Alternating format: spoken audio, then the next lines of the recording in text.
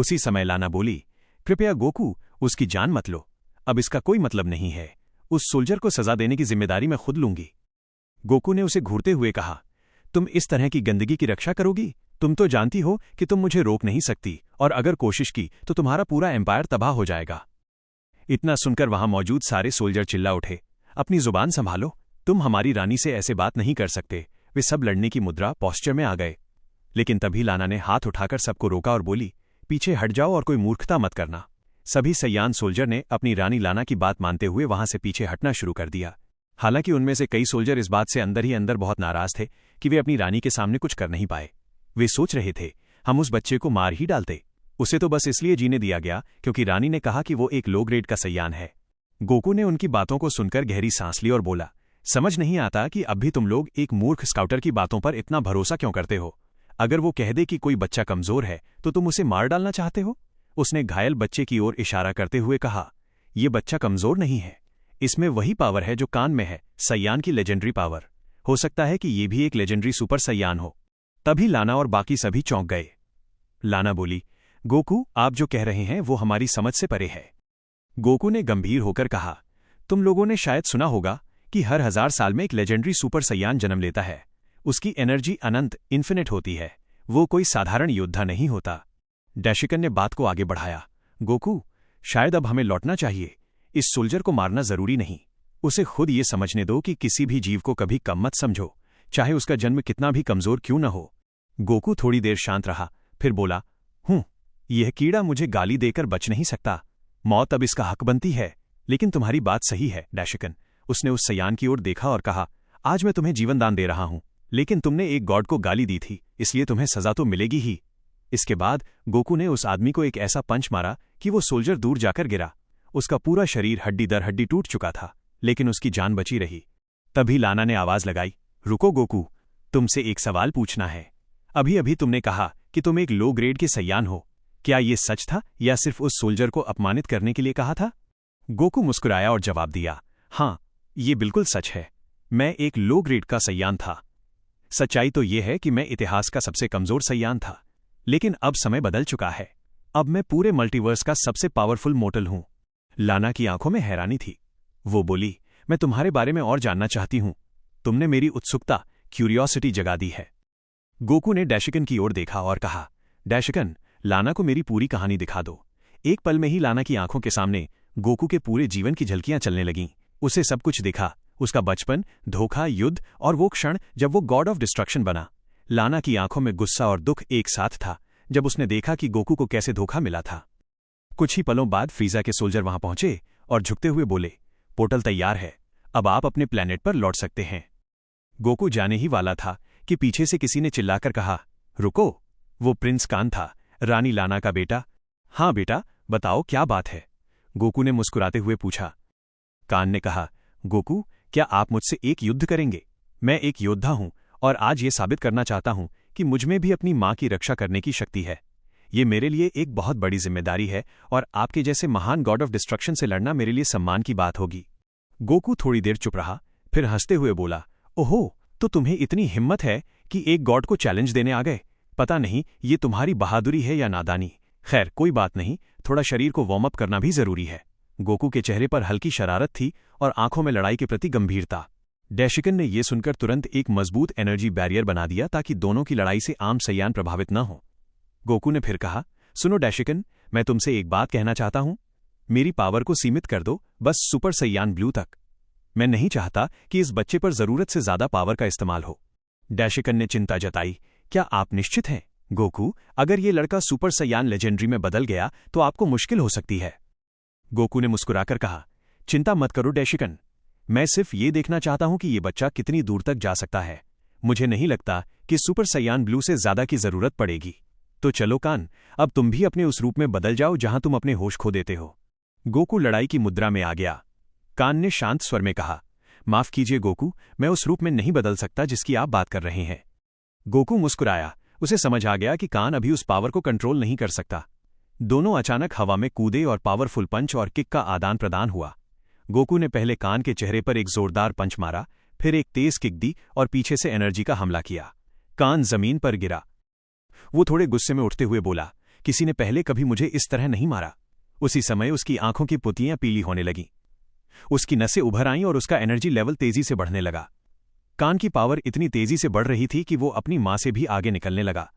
चारों ओर उसकी एनर्जी का विस्फोट हो रहा था। एक पल में गोकू को इतनी जोर की टक्कर लगी कि वो उड़ता हुआ कई इमारतों को तोड़ते हुए जा गिरा। ये देख वहां मौजूद सभी सैयान दंग रह गए, यहां तक कि रानी लाना भी हैरान थीं। कान की पावर बढ़ती ही जा रही थी, मानो वो अपने आप को रोक नहीं पा रहा हो। गोकू सुपर सैयान में बदलते हुए बिजली की रफ्तार से बाहर आया और कान को एक जोरदार पंच मारा। कान कुछ कदम पीछे गया, लेकिन उसने तुरंत खुद को संभाल लिया और पलटकर गोकू पर हमला करने दौड़ा। गोकू ने उसका हाथ पकड़ लिया और उसी समय गोकू ने भी हमला किया, मगर कान ने उसका वार भी रोक लिया।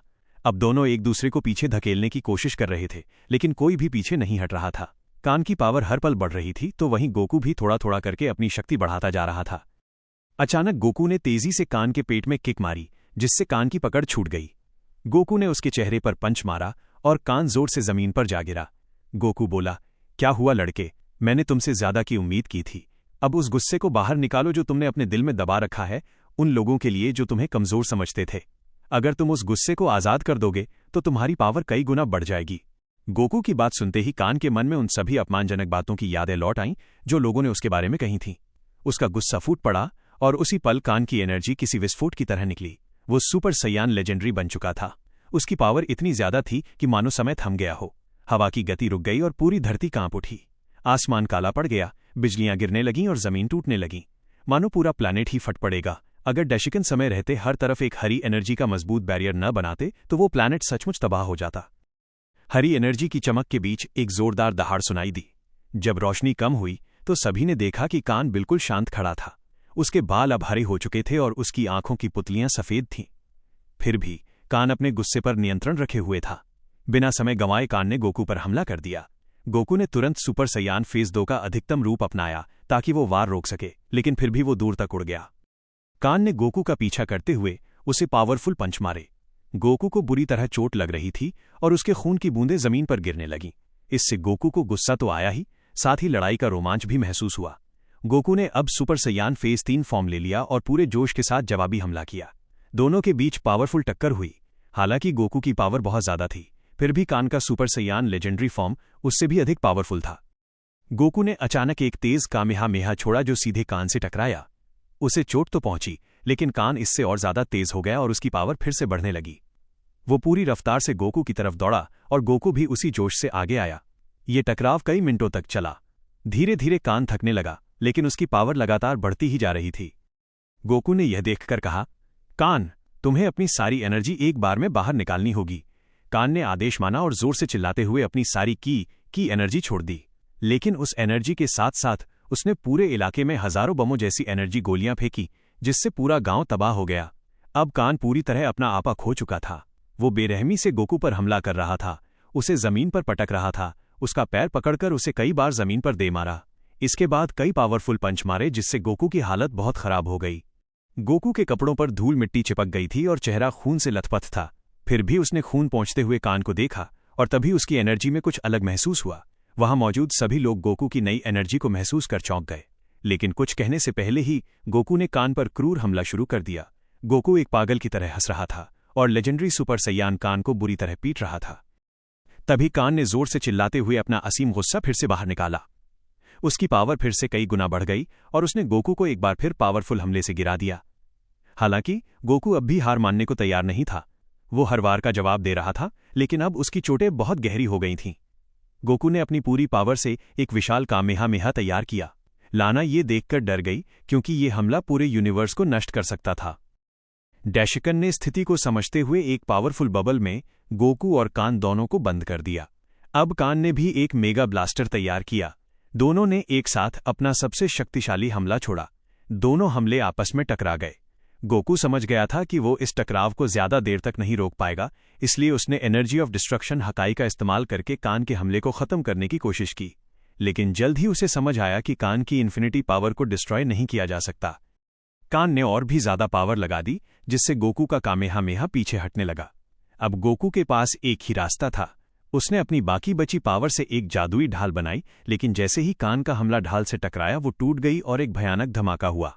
इस धमाके ने एक पोर्टल खोल दिया और गोकू उस पोर्टल में जा गिरा। वो लगभग बेहोश था और उसकी पावर पूरी तरह खत्म हो चुकी थी।